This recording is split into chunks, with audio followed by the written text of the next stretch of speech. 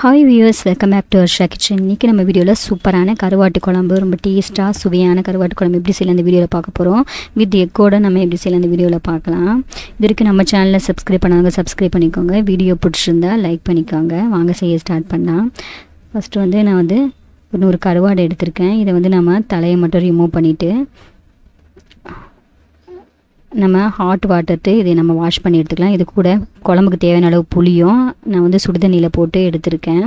இந்த கருவாடும் கொஞ்சம் நேரம் சுடுதண்ணியில் ஊறினா நல்லா க்ளீன் ஆகிடும். இப்படி நீங்கள் சுடுதண்ணிட்டு ஊற வச்சிங்கன்னா உங்கள் வேலை கொஞ்சம் ஈஸியாக இருக்கும். நெக்ஸ்ட்டு குழம்புக்கு சைடிஷ்க்கு தேவையான முட்டையை நான் வேக போட்டுக்கிறேன் சுடுதண்ணியில். இப்போ ஒரு பேனில் 3 ஸ்பூன் அளவு ஆயில் சேர்த்துப்போம். இது கூட கடுகு உளுந்து சேர்த்துப்போம். 1 ஸ்பூன் அளவு வெந்தயம் ஆட் பண்ணிப்போம். நெக்ஸ்ட்டு ஒரு 2 வெங்காயத்தை இந்த மாதிரி பொடிசாக கட் பண்ணி நம்ம ஆட் பண்ணிக்கலாம். இதில் கறிப்பிலை ஆட் பண்ணிக்கலாம். நெக்ஸ்ட்டு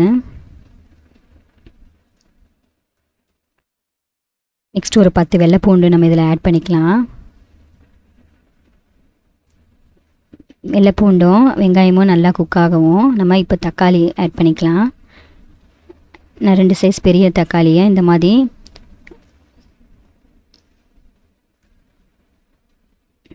கட் பண்ணி எடுத்துருக்கேன். இதை நம்ம ஆட் பண்ணிக்கலாம். இப்போ தக்காளி எல்லாம் நல்லா நீர் விட்டு நல்லா வதங்கணும்.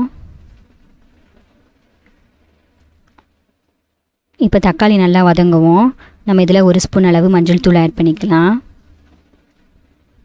நெக்ஸ்ட்டு 1 ஸ்பூன் அளவு சில்லி பவுடர் ஆட் பண்ணிக்கலாம். நெக்ஸ்ட்டு ஒரு ஸ்பூன் அளவு மல்லித்தூள் ஆட் பண்ணிக்கலாம். நம்ம நார்மலாக குழம்புக்கு யூஸ் பண்ணுற மிளகாய்த்தூள் 1 ஸ்பூன் அளவு இல்லை 2 ஸ்பூன் அளவு நம்ம காரத்துக்கு தகுந்த மாதிரி நம்ம ஆட் பண்ணிக்கலாம். இப்போ இது எல்லாத்தையும் மசாலாவோட நல்லா மிக்ஸ் பண்ணிவிடுவோம். குழம்புக்கு தேவையான அளவு நம்ம உப்பை ஆட் பண்ணிக்கலாம். இப்போ எண்ணெயில் நல்லா பிரிஞ்சு வர வரைக்கும் நம்ம இதை நல்லா வதக்கிடுவோம். இது கூட நான் புளி ஊற வச்சுருந்தேன். அந்த தண்ணியை ஆட் பண்ணிக்கிட்டு கொஞ்சமாக தண்ணி சேர்த்துட்டு ஒரு மூடி போட்டு இதை வேக வச்சு எடுத்துக்கலாம். நம்ம மசாலாலாம் நல்லா மிக்ஸ் ஆகிற மாதிரி வேக வச்சு எடுத்துக்கலாம். இப்போது இந்த சைஸ் தேங்காவை நான் அரைச்சி எடுத்துக்க போகிறேன். நல்லா குழம்பு கொதிக்கவும் அந்த மாதிரி அரைச்ச விழுதை இதில் சேர்த்துக்கலாம். கொஞ்சமாக தண்ணி ஆட் பண்ணி நம்ம இதில் சேர்த்துக்கலாம்.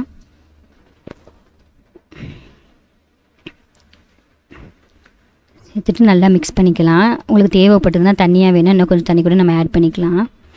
இப்போ குழம்பு நல்லா சூடாகிருச்சு, நல்லா கொதிச்சிருச்சு. இப்போ நம்ம வாஷ் பண்ணி எடுத்துருக்க கருவாடை நம்ம இதில் போட்டுடலாம்.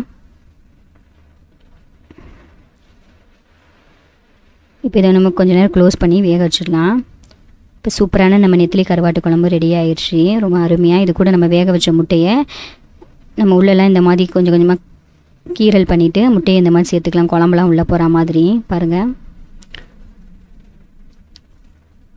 இப்போ சூப்பரான ரொம்ப அருமையான நம்ம கருவாட்டு குழம்பு, சூப்பரான எக் சைட் டிஷ்ஷும் நம்மளுக்கு ரெடி ஆகிடுச்சு. இந்த மாதிரி கருவாட்டு குழம்பு வச்சிங்கன்னா ரொம்ப டேஸ்ட்டாக இருக்கும். இது கிரேவி மாதிரி சூப்பராக இருக்குது. கடைசியாக நம்ம கொத்தமல்லி இலை தூவி நம்ம அடுப்புலேருந்து இறக்கிடலாம். இப்போ சூப்பராக நம்ம மணக்க கருவாட்டு குழம்பு ரெடி ஆகிடுச்சு.